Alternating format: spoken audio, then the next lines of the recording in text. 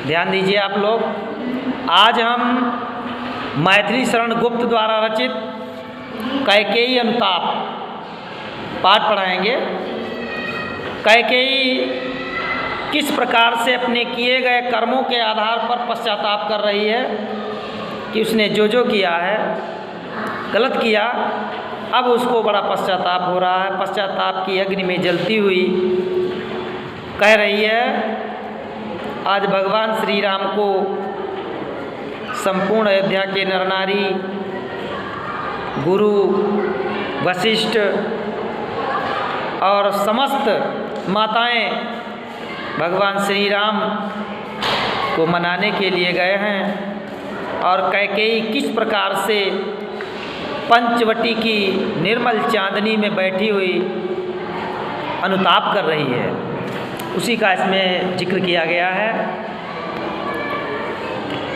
तदंतर बैठी सभा उटज के आगे, नीले वितान के तले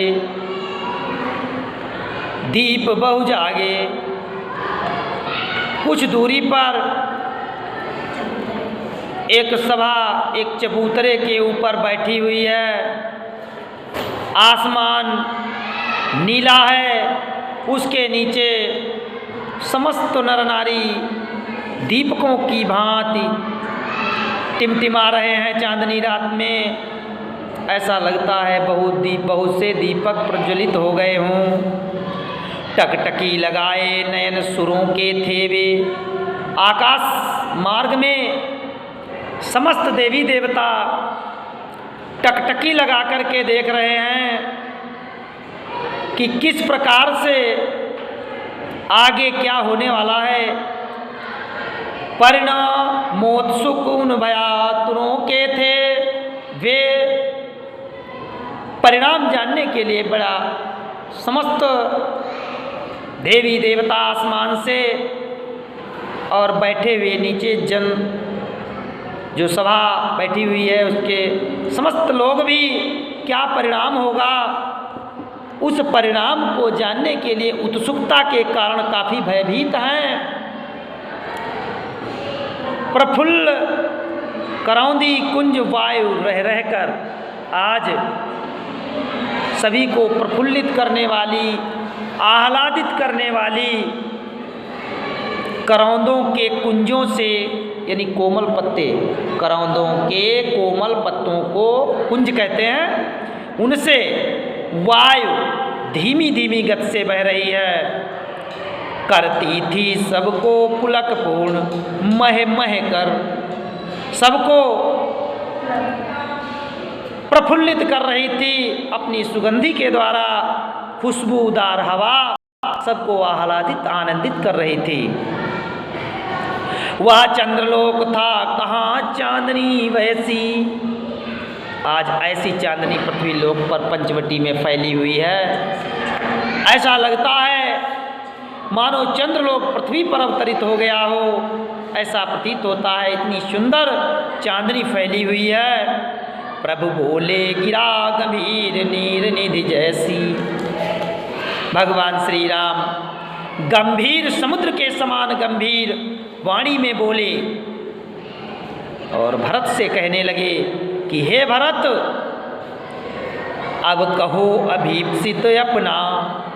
बताइए हे भरत, तुम्हारा क्या अभिप्राय है, यहाँ आने का आपका क्या अभिप्राय है, बताइए।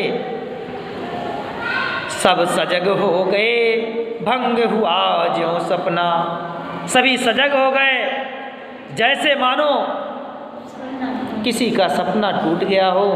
सपने से जागृत होने के बाद जिस प्रकार से आदमी के अंदर शंका उत्पन्न हो जाती है, उसी प्रकार से आज सारा राज समाज सभी सशंकित हो गए और कहने लगे, हे आर्य रहा क्या भरत अभीप्सित अब भी। भरत जी कहने लगे, हे आर्य श्रेष्ठ, मेरे बंधु, मेरे भाई, मेरा शेष अभिप्राय क्या शेष अब भी कुछ बाकी रह गया होगा? क्यों?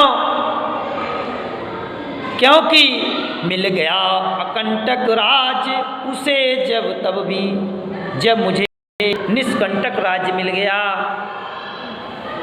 निष्कंटक राज्य का मतलब जिस राज्य का राजा जो पूर्व से राजा निर्धारित हो वो ना रहे तो वो कांटे से रहित अर्थात निष्कंटक राज्य कहलाता है। आज भरत जी कहते हैं आपके चले आने से निष्कंटक राज्य मिल गया जिसमें कोई बाधा नहीं है राज्य करने में। इससे ज़्यादा मेरा अभिप्राय क्या हो सकता है। पाया तुमने तरु तले अरण्य बसेरा, अरण्य माने जंगल, बसेरा माने निवास। आपने जंगल में वृक्ष के नीचे निवास पा लिया और मुझे निष्कंटक राज्य मिल गया। इससे मेरा बड़ा अभिप्राय और क्या हो सकता है। रह गया अभीप्सित शेष तदप क्या मेरा, क्या और भी शेष कोई अभिप्राय मेरा शेष रह गया है। तनु तड़प तड़प कर तप्त तात ने त्यागा, मेरे पिता ने तड़प तड़प करके प्राणों को त्याग दिया आपके वियोग में। इससे बड़ा और मेरा अभिप्राय क्या हो सकता है। इस प्रकार से भरत भगवान श्री राम के अनन्य प्रेम में इतना बावले हो गए कि वह इस प्रकार की बातें करने लगे और कहने लगे क्या रहा अभीप्सित और तथापि अभागा। इस अभागे के लिए इससे बड़ा और क्या अभिप्राय हो सकता है। हाँ इसी यश के हेतु जनन था मेरा, हाय आज इसी अपयश को प्राप्त करने के लिए मेरा पृथ्वी लोक पर अवतरण होना था। इसी अपयश को देखने के लिए मेरा पृथ्वी पर अवतार होना था। इस प्रकार से नाना प्रकार से विलाप कर रहे हैं भरत जी, बड़ा पश्चाताप कर रहे हैं, बड़ा पछता रहे हैं। निज जननी ही के हाथ हनन था मेरा, मेरी माता के द्वारा ही मेरा मरना सुनिश्चित था। आदमी दो प्रकार से मरता है, एक तो अपयश कलंक लग जाने पर आदमी बिल्कुल मरने के समान हो जाता है। कलंक लग गया,